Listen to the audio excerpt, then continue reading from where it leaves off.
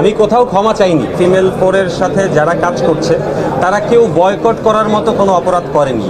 আপনি যে কাউকেই বয়কট করতে পারেন, এটা আসলে আপনার ব্যক্তি স্বাধীনতা অবশ্যই আছে। সেখানে শুধুমাত্র একটা কোকাকোলার অ্যাড কোনো পার্থক্য তৈরি করতে পারে না। আমি আপনার কাছে প্রশ্ন রাখতে চাই, আপনি কি অন্যায় করেছেন? না, ক্ষমা চাইলেন কেন? আমি কোথাও ক্ষমা চাইনি। আমার যে বক্তব্য, আমার বক্তব্যে স্পষ্ট বলা আছে আমি কোনো ক্ষমা চাইনি, কারণ আমি তো কিছু করিনি।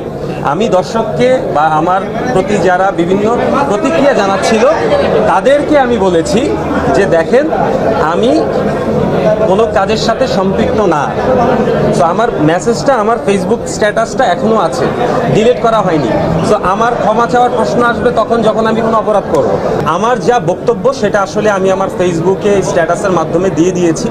আমি 2 বার বলেছি আমার দর্শক যারা আমাকে ফলো করে, যারা আমার কাজ পছন্দ করে, যারা বিভিন্ন ধরনের প্রতিক্রিয়া জানাচ্ছে